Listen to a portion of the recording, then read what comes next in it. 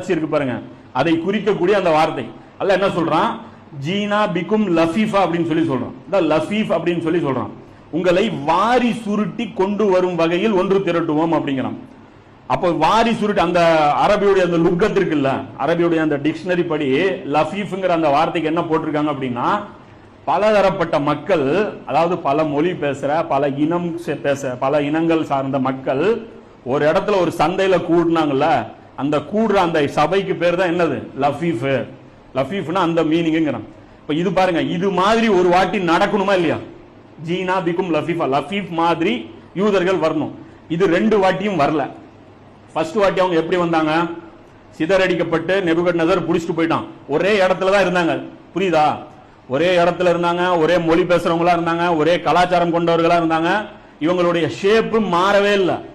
அப்ப அவங்க போய் என்ன பண்ணிட்டாங்க, மறுபடியும் போய் செட்டில் ஆயிட்டாங்க. ஆனா அடுத்து வரும்போது நீங்க எப்படி இருப்பீங்கன்னு நல்லா சொல்றான். பல மொழி பேசுறவங்களா இருப்பீங்க, பல கலர்ல இருப்பீங்க, பல ஷேப்ல இருப்பீங்க, பல வடிவத்துல இருப்பீங்க நீங்க அப்படிங்கிறான். இப்போ இவங்க 2000 வருஷமா இப்ப என்ன ஆயிட்டாங்க அப்படின்னா, பல வடிவத்துல இவங்க மாறிட்டாங்க. அந்த ரோமர்களால் துரத்தி அடிக்கப்பட்டாங்கல்ல, நம்ம நினைக்கிறது என்னன்னா ரோமர்களால் துரத்தி அடிக்கப்பட்டவங்க மதீனால இருந்தாங்கன்னு நினைக்கிறோம். அப்படி நம்ம தப்பா கணக்கு போடுறோம். ரோமர்களால் துரத்தி அடிக்கப்பட்டாங்க, யூதர்கள் வந்து மதீனால வந்து தங்கிட்டாங்க.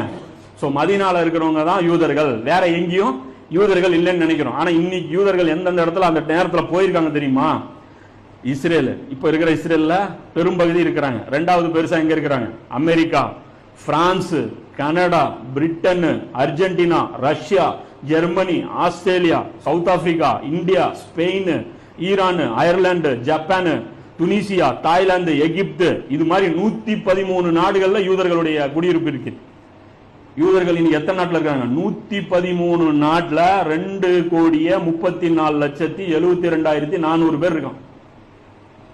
இத்தனை நாட்டில் இருக்கான். இப்போ இவன் எல்லாம் ஒரு இடத்துல போய் இஸ்ரேல்ல உட்காந்தான்னு வைங்க, அது என்னது, லஃபீஃப்.